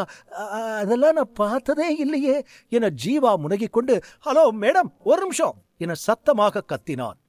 வாடா வாத்தி, இப்ப வழிக்கு வந்துட்டியா என நினைத்து சிரிப்பை அடக்கிக் கொண்டு கடுப்பாக, என்ன சார் சொல்லுங்க, டைம் ஆச்சு, லிவர் ஃப்ரை லேட்டா போனா கிடைக்காது, சீக்கிரம் சொல்லுங்க, நான் போகணும் என இடுப்பில் கை வைத்துக் கொண்டு கேட்டாள் ரித்திகா. என்னது, லிவர் ஃப்ரை லேட்டானா கிடைக்காதா? அப்போ வாங்க சீக்கிரம் போலாம் என சொல்லிக்கொண்டு ஜீவா வேகமாக ரித்திகா அருகில் நடந்து வந்தான். ரித்திகா சிரித்துக்கொண்டு, சரி வாங்க போலாம் என முன்னால் நடக்க, ஜீவா அவன் பேசிய எதையும் நினைக்காமல் பின்னால் நடந்தான். ரித்விக் முந்தைய வாழ்க்கையில் சாதாரண லைப்ரரியனாக இருந்ததால் வருமானம் மிக குறைவு. அவன் சாப்பிட்டது உயிர் வாழ மட்டுமே. அதனால் ரித்திகாவின் வார்த்தையை கேட்டதும் ரித்விக் நாவில் எச்சில் ஊறியது.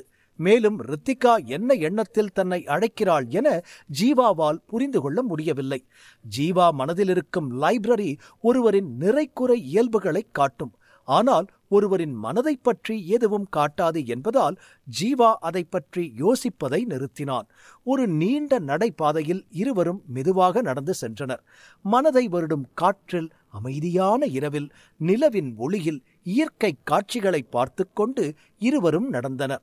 ரித்திகா சில நிமிடம் நடந்த பின்னால் எந்த சத்தமும் இல்லாமல் இருப்பதை உணர்ந்து குழப்பமாக திரும்பி பார்த்தாள். ரித்திகாவுக்கு மேலும் ஒரு அதிர்ச்சி காத்திருந்தது. நிலவின் ஒளி தன் உடலில் உள்வாங்கி ஒளிர்வது போல் ஜீவாவின் உருவம் வித்தியாசமாக இருந்தது. அவன் காலடி சத்தம் கூட கேட்காத அளவுக்கு பின்னால் நடந்து வந்து கொண்டிருந்தான். இது வில் ஆஃப் மைண்ட் டான் 2 தானே? தண்ணீரில் நீந்துவது போல் ஒளியை உள்வாங்கி நடப்பது. இதை பார்த்ததும் ரித்திகா முகம் இருண்டது. ஒரு ஃபைட்டர் தன் உடலை மட்டும் வலிமையாக்க மாட்டான், அவன் மனத்தையும் அதற்கு சரிசமமாக வலிமையாக்குவான். ஒருவனின் மனம் எவ்வளவு வலிமையாக இருக்கிறதோ அந்த அளவுக்கு வேகமாக அவன் உடல் செயல்படும். போர் நுட்பங்களை விட கடினமான ஒன்று மனதை வலுப்படுத்துவது. இதை முறையாக செய்து வெற்றி பெற்றது மேஜிக் ஸ்கூலிலேயே அதிபர் என்ற ஒருவர் மட்டும்தான். 25 வயதில் டான் 5 நிலையை அடைந்த ரித்திகா கூட புகழ்பெற்ற மேஜிக் வில் ஆஃப் மைண்ட் டான் 2 அடைந்த அதிபர் வால்மீகியிடமிருந்து வெகு தொலைவில் இருந்தாள். அதிபருக்கு அடுத்தபடியாக ஒருவன் இந்த நிலையை அடைவது மிகவும் கஷ்டம் என நினைத்திருந்த ரித்திகாவுக்கு இது பெரும் வியப்பாக இருந்தது. இனி ஜீவாவை குப்பை என யார் சொன்னாலும் ரித்திகா அவர்களின் அறியாமையை நினைத்து ஏளனமாக பார்ப்பாள். இந்த காட்சியை ரித்திகா நேரில் பார்க்காமல் இதை பற்றி யார் சொல்லி இருந்தாலும் 1% கூட நம்பியிருக்க மாட்டாள். ஆனால் இப்போது நடந்ததே வேறு. ரித்திகா கண்முன் ஜீவா நிலவின் ஒளியை உள்வாங்கி ஒளிர்ந்து கொண்டிருந்தான். வாவ், டான் 6-7 ஸ்டேஜ்ல இருக்கிறவங்க கூட இதை பண்றது கஷ்டம். இவன் எப்படி? கண்டிப்பா இவன் டீச்சர்ஸ் எலிஜிபிலிட்டி டெஸ்ட்ல வேணும்னே 0 வாங்கியிருக்கான் என விசித்திரமாக யோசித்து ஜீவாவை பார்த்தாள். ஜீவா இயல்பாக நடந்து வந்து கொண்டிருந்தான். கண்டிப்பா இவன் சாதாரண ஆள் இல்ல. 0 வாங்குற மாதிரி, வர்ஸ்ட் மாஸ்டர் மாதிரி இவனை ப்ரொஜெக்ட் பண்ணி எல்லாரையும் நம்ப வச்சு டைவர்ட் பண்ணிட்டு அவன் எதை செய்யணுமோ அதை கரெக்டா பிளான் பண்ணிட்டான். இவன் எப்படி டீச்சர்ஸ் எலிஜிபிலிட்டியில 0 வாங்க முடியும்? மீன் குஞ்சுக்கு நீச்சல் தெரியாதுன்னு சொல்ற மாதிரி இருக்கு இந்த கதை. இருக்கட்டும் மாஸ்டர், நல்லா ஆக்ட் பண்றீங்க. ஆனா என்கிட்ட அது நடக்காது. நீங்க யாருன்னு நான் சீக்கிரம் எக்ஸ்போஸ் பண்றேன் என நினைத்து கொண்டு தலையசைத்து ஆச்சரியத்தை அடக்கிக் கொண்டு இயல்பாக நின்றாள் ரித்திகா. ஜீவாவின் இதயம் ஒரு ஆன்மீக உலகில் அலைந்து மீண்டும் இயல்பு நிலைக்கு திரும்பியது. அவன் கண்கள் ஒளிர்ந்தது. இவ்வளவு புத்தகத்தை படித்தபின் சாதாரணமாகவே ஒருவன் இந்த நிலையை அடைய முடியும். ரித்விக் பூமியில் சீக்கிரம் மரணம் அடைந்திருந்ததால் அவன் ஆன்மா தூய்மையாக இருந்தது. அவன் ஜீவா உடலில் இருந்தாலும் அவனின் ஆன்ம வலிமை அதிகமாக இருந்தது. ரித்விக் இந்த உலகத்தில் இருந்த அனைத்து விஷயங்களையும் சீக்கிரம் கிரகித்தான். இந்த உலகத்தில் இருக்கிற எல்லாம் எனக்கு ஏதோ ஒரு வகையில உதவி புரியுது என தன் உடலின் மாற்றத்தை உணர்ந்து ஜீவாவாகிய ரித்விக் கண்களை மூடினான். சில நொடி தன்னை அமைதிப்படுத்திக் கொண்டு மீண்டும் கண் திறந்தான். ஜீவா தன் மனதில் மாய லைப்ரரியை வைத்திருந்தாலும் அவன் சாதாரண மனிதனைப் போல்தான் இங்கு இருக்க வேண்டும். இல்லை என்றால் அவன் கொலை செய்யப்படலாம். இந்த மாயத்தை புரிந்து கொள்ள மௌனமாக இருக்க முடிவு செய்து நடந்து கொண்டிருந்த ஜீவாவின் எதிரில் ஃபுட் வே என்ற ஒரு போர்டு இருந்ததை பார்த்து நின்றான். அந்த போர்டை பார்த்ததும் ஜீவாவின் முகம் விசித்திரமான பார்வையை வெளிப்படுத்தியது. ஜீவாவின் நினைவுகளில் எஞ்சி இருந்தது மதுக்கடைகள் பற்றிய தகவல்கள் மட்டுமே. உடலாக இருக்கும் ஜீவா நீரில் மூழ்கி இறப்பதற்கு முன் தினமும் சென்று வந்த ஒரே இடம் மதுக்கடை மட்டுமே என்பதால் அது மட்டுமே நினைவுகளில் பதிந்திருந்தது. இப்போது எதிரில் இருக்கும் ஃபுட்வே கொஞ்சம் புதிதாக தெரிந்தது. இது மேஜிக் ஸ்கூலுக்கு சொந்தமான பிரத்யேக உணவகம். இங்கிருக்கும் உணவுகள் ஒவ்வொன்றும் விண்ணை முட்டும் விலையில் இருக்கும் என்பதால் முந்தைய வாழ்க்கையில் ஜீவா இதை நினைத்துக்கூட பார்த்தது இல்லை. அவன் வாங்கிய சொற்ப சம்பளம் அவன் குடிக்கவே சரியாக இருந்தது. ஆனால் இன்று ஒரு வழியாக ரித்திகா மூலம் வந்து நின்றான். ஆரம்பத்தில் ரித்திகா தன்னை ஏதோ சாதாரண ஹோட்டலுக்கு அழைத்துச் செல்வாள் என நினைத்திருந்த ஜீவாவிற்கு இந்த பிரம்மாண்ட ஹோட்டல் வியப்பை உண்டாக்கி கண்களை விரிய வைத்தது. என்ன சார் அப்படியே நின்னுட்டீங்க? உள்ள போலாமா இல்ல வேணாமா என ரித்திகா சிரித்துக்கொண்டே கேட்டாள். என்ன மேடம் இப்படி கேட்டுட்டீங்க? இந்த மாதிரி பிளேஸுக்கு கூட்டிட்டு வந்து உள்ள போகலனா நைட்டெல்லாம் தூக்கம் வராது, வாங்க போலாம் என முன்னால் நடந்தான் ஜீவா. ரித்திகாவும் சிரித்துக்கொண்டு பின்னால் நடந்தாள். 2 வானுயர கோபுரங்களுக்கு நடுவில் இருவரும் நடந்து சென்றனர். இரவில் மின்னும் பல முத்து போன்ற கற்கள் ஹோட்டல்களின் சுவர்களை சுற்றி பதிக்கப்பட்டிருந்தது. இரவு நேரம் கூட இந்த இடத்தில் பகல் நேரம் போல் காட்சியளித்தது. என்ன இது, ஹோட்டல் தானா இல்ல மியூசியமா? என்னமா ரசிச்சு கட்டிருக்காங்க என வாயை பிளந்து கொண்டு பார்த்தான் ஜீவா. ரித்திகா பலமுறை இங்கு வந்து போனதால் சகஜமாக நடந்து சென்றாள். ஹலோ மேடம், என்ன நடந்துகிட்டே இருக்கீங்க? எனக்கு பசி தாங்க முடியல, ஒரு இடத்த சீக்கிரம் பிக்ஸ் பண்ணுங்க என வயிறை தேய்த்து கொண்டு பாவமாக கூறினான் ஜீவா. ஜீவா சார், அதோ அங்க தெரியுது பாருங்க, அந்த பிளேஸ் தான் என்னோட ஃபேவரைட். அந்த ஜன்னல் பக்கத்துல உட்கார்ந்து வெளிய வேடிக்கை பார்த்துக்கிட்டு சாப்பிடுற சுகம் இருக்கே, சான்ஸே இல்ல என ரித்திகா ரசனையாக சொல்ல, சரி இவ்வளோ தூரம் நடந்தாச்சு, கொஞ்ச தூரம் தானே, வாங்க என ஜீவா ரித்திகாவுடன் நடக்க எபிசோட் 24. ஜீவாவும் ரித்திகாவும் ஃபுட்வே ஹோட்டலில் ஜன்னல் ஓரத்தில் இடம் பிடித்து இயற்கை காட்சிகளை ரசித்தபடி அமர்ந்தனர். உங்களுக்கு என்ன பிடிக்கும் என ரித்திகா ஜீவாவை பார்த்து கேட்டாள். நீங்க தான் பில் பே பண்ண போறீங்க, நீங்க என்ன ஆர்டர் பண்ணினாலும் நான் சாப்பிடுவேன் என ஜீவா கூறினான். நான் பில் பே பண்ணா என்ன, சாப்பிட போறது நீங்க தானே, சொல்லுங்க உங்களுக்கு என்ன பிடிக்கும்னு என கடுப்பாக கேட்டாள் ரித்திகா. நான் இங்க இப்பதான் ஃபர்ஸ்ட் டைம் வரேன், என்ன டிஷ் இங்க இருக்கும்னு யாருக்கு தெரியும்? நான் இந்த ஹோட்டலுக்கு மட்டும் இல்ல, இந்த உலகத்துக்கே புதுசுன்னு இவகிட்ட எப்படி சொல்லி புரிய வைக்கிறது என நினைத்து கொண்டிருக்க, ஹலோ சார், மறுபடியும் சிந்தனைக்கு போயிடாதீங்க, சொல்லுங்க என்ன வேணும் என ரித்திகா மீண்டும் கேட்டாள். அதான் நீங்க சொன்னீங்களே, மான் லிவர், எக் பட்டர் எல்லாம், அதையே சொல்லுங்க என சட்டென்று கூறினான் ஜீவா. ரித்திகா சில உணவுகளை ஆர்டர் செய்துவிட்டு ஜீவா பக்கம் திரும்பி மர்மமாக பார்த்தாள். என்ன மேடம் அப்படி பாக்குறீங்க, காசு கொண்டு வரலையா என பாவமாக கேட்டான் ஜீவா. அதெல்லாம் இருக்கு, எனக்கு ஒரு டவுட், நீங்க எப்படி டீச்சர்ஸ் எலிஜிபிலிட்டி டெஸ்ட்ல 0 வாங்குனீங்க? கண்டிப்பா வேணும்னு தானே வாங்கியிருப்பீங்க, கரெக்டா என ஆர்வமாக கேட்டாள் ரித்திகா. நிஜமா அப்படி இல்ல என ஜீவா ஒற்றை வார்த்தையில் தயங்காமல் பதில் சொன்னான். ஜீவாவிற்கு முந்தைய வாழ்க்கையில் மாய லைப்ரரியும் இல்லை, அதை புரிந்து கொள்ள அவன் நிதானமாகவும் இல்லை என்பதால் 0 வாங்கியதில் ஆச்சரியப்பட எதுவும் இல்லை. ஆனால் ஜீவா இதை மறுத்து பேசுவான் என நினைத்த ரித்திகாவிற்கு இந்த பதில் வியப்பை ஏற்படுத்தியது. அடப்பாவி, என்ன பால் போட்டாலும் 6 அடிக்கிறானே, இவன்கிட்ட என்ன சொல்லி உண்மையை வாங்கலாம் என யோசித்துவிட்டு, ஜீவா சார், எனக்கு சில டவுட்ஸ் இன்னும் இருக்கு, ப்ளீஸ் கொஞ்சம் கிளியர் பண்றீங்களா என பவ்யமாக கேட்டாள் ரித்திகா.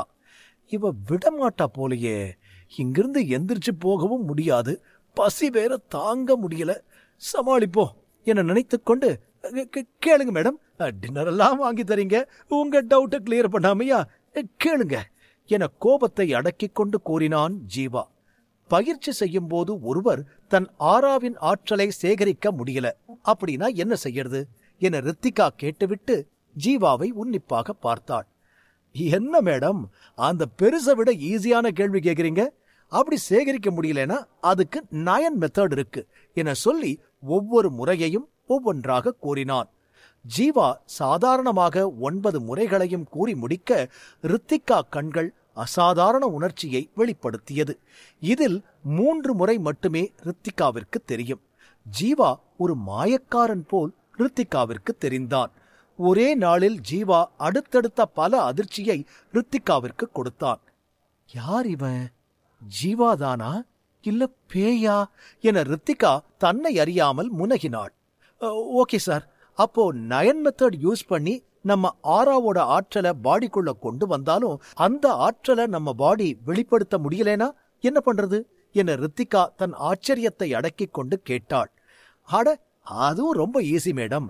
நம்ம எனர்ஜியை வெளிப்படுத்த ஒரு 8 மெத்தட் இருக்கு.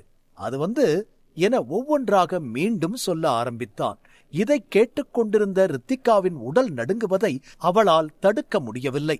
ஜீவா இதற்கான பதிலை கண்டிப்பாக சொல்லுவான் என தன் மனதை ரித்திகா தயார்படுத்தி இருந்தாலும் அவள் கைகளும் கால்களும் நடுங்க ஆரம்பித்தது. சுற்றியும் விளக்குகளின் வெளிச்சம் பரவி இருந்தாலும் ரித்திகா கண்கள் இருண்டது போல் ஆனது. சார், எல்லாம் ஓகே, உங்களுக்கு எல்லா மெத்தடும் தெரியுது. இதெல்லாம் தெரிஞ்சு வச்சுக்கிட்டா 0 வாங்குனீங்க. இதுல ஒரு மெத்தட் யூஸ் பண்ணியிருந்தாலே நீங்க ஹை மார்க் ஸ்கோர் பண்ணிருக்கலாமே என சந்தேகமாக கேட்டாள் ரித்திகா. ரித்திகா கேட்ட 2 கேள்விகளும் சென்ற வருடம் ஆசிரியர் தகுதி தேர்வில் கேட்ட கேள்விதான். இந்த பதிலை ஜீவா அப்போது சொல்லி இருந்தால் ஜீவாதான் இந்த மேஜிக் ஸ்கூலின் நம்பர் 1 ஆசிரியர். ஆனால் அப்போது ஏன் இந்த பதிலை இவன் சொல்லவில்லை என ரித்திகாவிற்கு குழப்பமாக இருந்தது. ஜீவா இந்த கேள்விக்கு என்ன பதில் சொல்வது என புரியாமல் முழித்துக் கொண்டிருக்க ஆர்டர் செய்த உணவுகள் அனைத்தும் டேபிள் மீது வைக்கப்பட்டது. உணவின் நறுமணம் ஜீவாவை மெய்மறக்கச் செய்தது. வறுத்த மான்லிவர், எக் பட்டர் ஃப்ரை, சூப், திராட்சை ரசம் என பலவித உணவு வகைகள் ஜீவா முன்னால் இருந்தது. மேடம், நீங்க கேள்வி கேட்டது போதும், பிளீஸ் சாப்பிடலாம், என்னால கண்ட்ரோல் பண்ண முடியல என சாப்பிடத் தொடங்கினான் ஜீவா. அதே நேரத்தில் இருவர் நடைபாதையில் நடந்து கொண்டு காலையில் நடந்த விஷயத்தை பேசிக் கொண்டனர். வீங்கிய முகத்துடன் ஒருவனும் கொடூர பார்வையுடன் இன்னொருவனும் நடந்து செல்கிறார்கள். அவர்கள் வேறு யாரும் அல்ல, விமலும் ரத்தோரும் தான். நீ ஒன்னும் கவலைப்படாத விமல், நான் அறிவொளி விசாரணைக்கு அப்ளை பண்ணிட்டேன். நாளைக்கு ரிஷி விசாரணைக்கு அறிவொளி டவருக்கு வருவான். விசாரணை நடக்கும். ஜீவா கதை நாளைக்கு முடிஞ்சது. உங்ககிட்ட உங்க தாத்தா எரிக்ஸ் கொடுத்த செல்ல பிராணியை யூஸ் பண்ற நாள் வந்துருச்சு. அத ரெடியா வச்சுக்கங்க என ரத்தோர் விமலிடம் சிரித்துக் கொண்டு கூறினான். என தலையசைத்து நடந்தான் விமல். சரி, காலையில நடந்ததை விடுங்க விமல். இப்ப நான் உங்களுக்கு ஒரு ஸ்பெஷல் பார்ட்டி வைக்கிறேன். இப்ப ரிலாக்ஸா இருங்க என ரத்தோர் விமல் தோளில் கை வைத்து அழைத்து சென்றார். அவர்கள் இருவருக்கும் பின்னால் ஒரு சிங்கம் நெளிந்து நடந்து வந்தது. அந்த சிங்கத்தை பார்க்கும் போதே பயத்தில் பேண்ட் நனையும் அளவுக்கு அதன் தோற்றம் கொடூரமாக இருந்தது. காலையில் மமூதிடம் அடிவாங்கிய விமல் கோபத்தின் உச்சியில் இருந்தான். மமூத் தன்னை விட பலமானவன் என்பதால் அவனுக்கு முடிவு கட்ட ஒரு குறுக்கு வழியை யோசித்தான். அதுதான் பின்னால் இருக்கும் சிங்கம். அந்த சிங்கத்தை வானத்தை நொறுக்கும் சிங்கம் என அனைவரும் செல்லமாக சொல்லுவார்கள். ஸ்டேஜ் 6 உள்ள விமலின் தாத்தா எரிக்ஸின் செல்ல பிராணிதான் இந்த சிங்கம். இந்த உலகில் ஒவ்வொருவருக்கும் ஒரு திறமை இருக்கும். அந்த திறமைதான் அவர்களின் அடையாளமாக பார்க்கப்படுகிறது. எரிக்ஸின் திறமை கொடூர மிருகங்களை அடக்குவது. பல காட்டுமிராண்டி மிருகங்களை அடக்கி கட்டுப்படுத்திய எரிக்ஸ் செல்லமாக தனக்கென ஒரு காட்டுமிராண்டி விலங்கை வளர்த்தார். அதுதான் இந்த சிங்கம். விமல் நேராக மமூதிடம் மோத முடியாது என தெரிந்து இந்த சிங்கத்தை அவன் தாத்தாவிடம் கெஞ்சிக் கேட்டு வாங்கினான். அவன் தாத்தா எரிக்ஸும் சில நிபந்தனைகளுடன் தன் செல்ல பிராணியை விமலிடம் கொடுத்தார். அது இப்போது பின்னால் தன் வாலை ஆட்டியபடி நெளிந்து நடந்து வந்தது. விமல், இந்த சிங்கம் போதும். அந்த மமூதையும் ஜீவாவையும் ஓட வைக்க. இத சமாளிக்க இன்னும் 10 மமூத் ஒன்னா சேர்ந்தாலும் முடியாது என ரத்தோர் சிரித்துக் கொண்டு சொல்ல, சரியா சொன்னீங்க ரத்தோர். அந்த பொடி பசங்களை பொடி பொடியா நறுக்க போறேன் இந்த லயனை வச்சு என சொல்லி விமலும் சிரித்தான். ஆனாலும் இதுல ஒரு பிரச்சனை இருக்கு. இது என் தாத்தாவோட செல்ல பிராணி. இதுக்கு நான் கட்டளையிட முடியாது.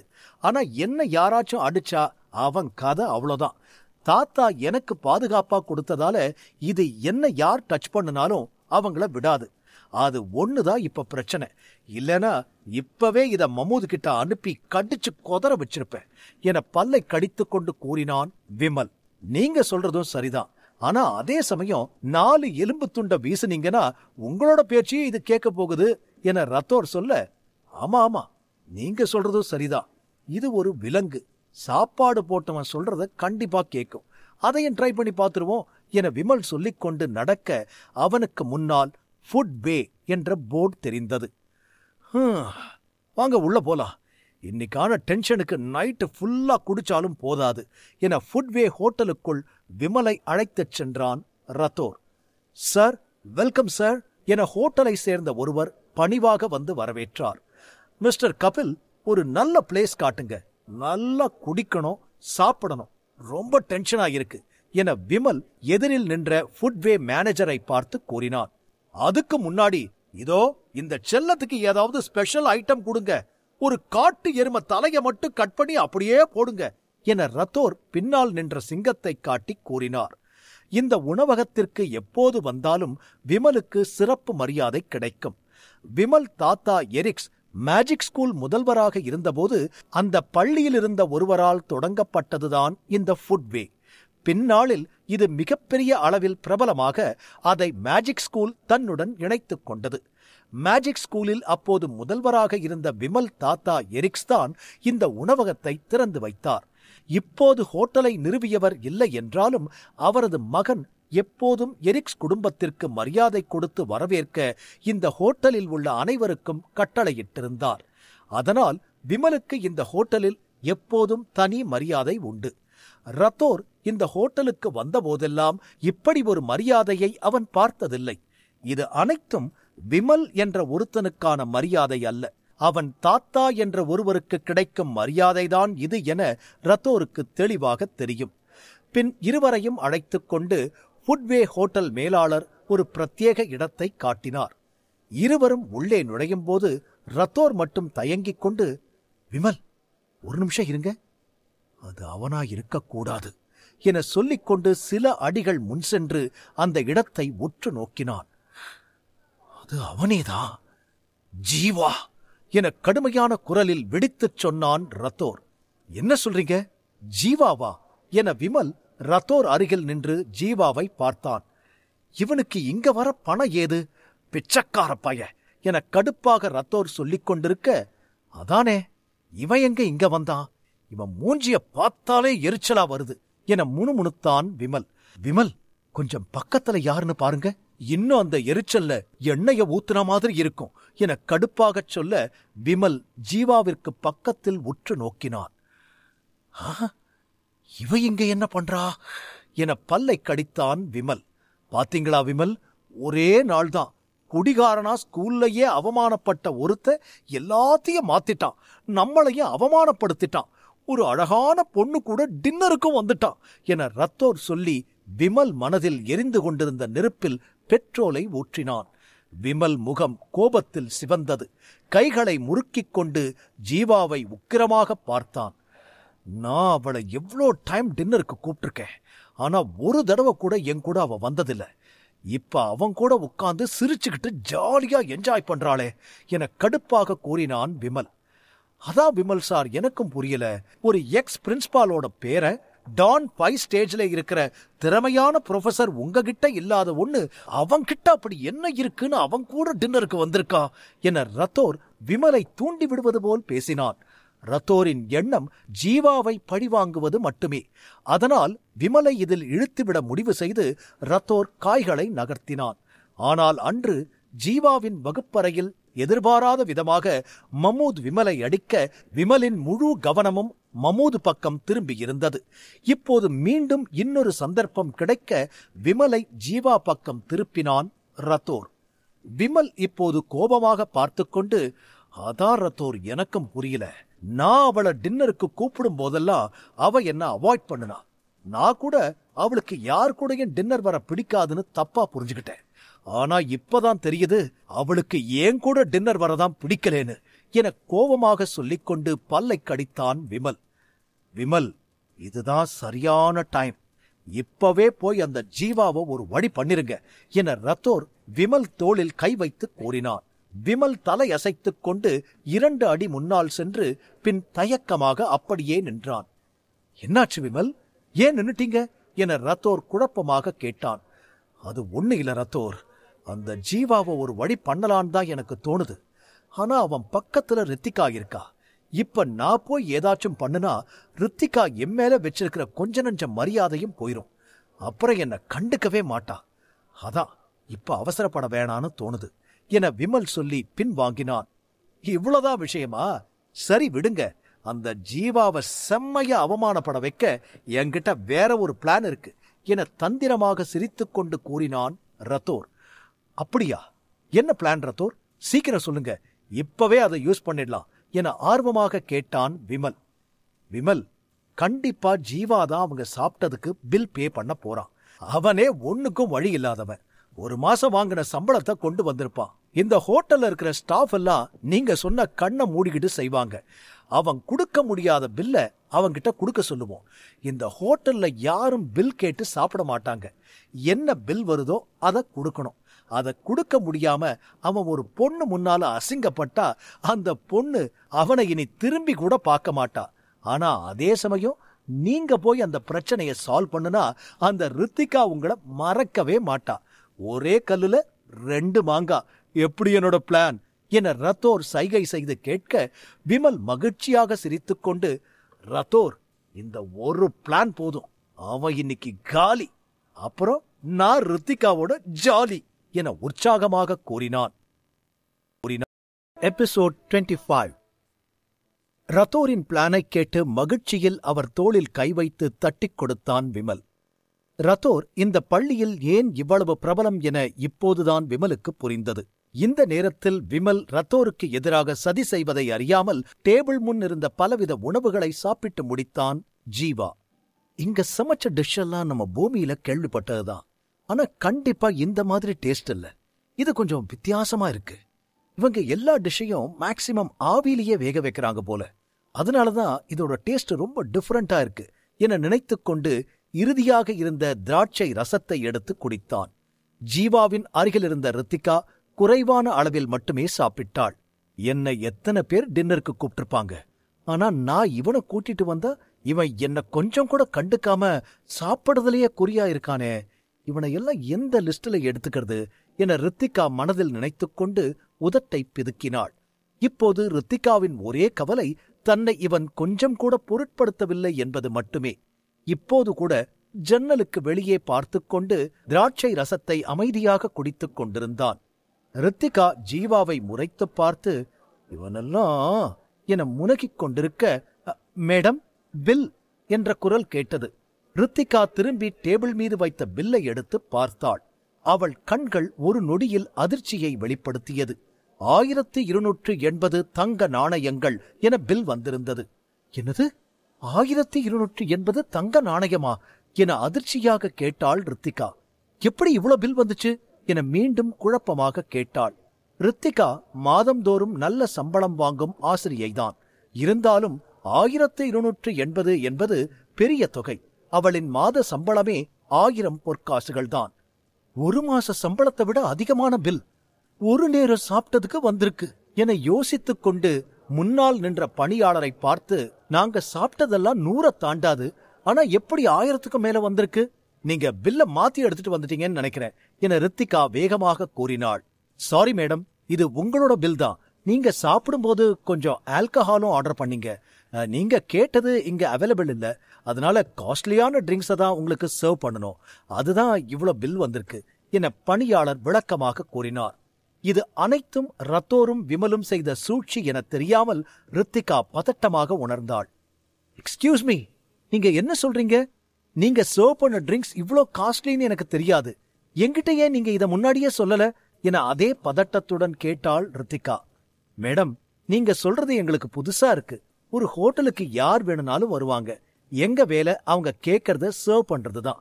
அவங்க கேட்டா நாங்க அதோட பிரைஸ சொல்லுவோம். இல்லனா நாங்களே வாண்டடா எப்படி பிரைஸ சொல்ல முடியும்? ஒருவேளை நாங்க அப்படி அது காஸ்ட்லின்னு சொன்னா நீங்க உடனே அது வாங்க பணம் இல்லாம வருவோமான்னு கேட்க மாட்டீங்களா என பணியாளர் சொல்லி கண்களை சுருக்கினார்.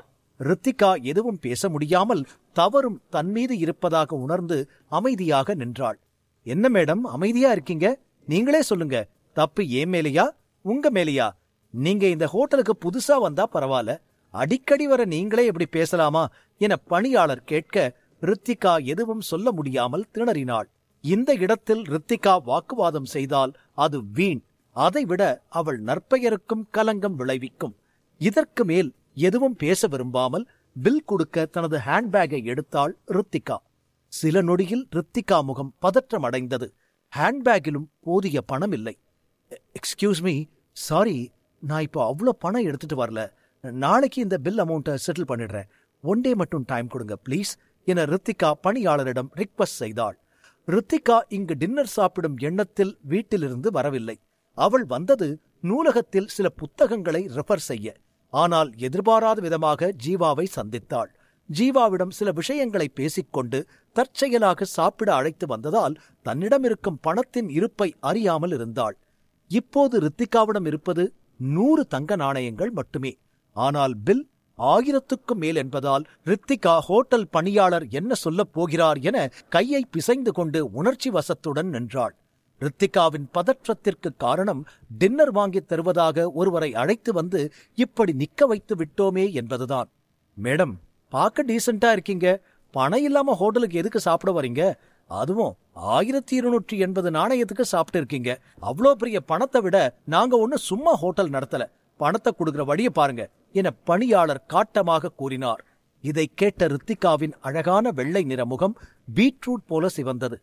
என்ன ஆச்சு, என்ன பிரச்சனைங்க என பின்னாலிருந்து ஒரு கம்பீரமான குரல் கேட்டது. விமலும் ரத்தோரும் ஸ்கை ஷேட்டரிங் லயனுடன் கெத்தாக நடந்து வந்தார்கள்.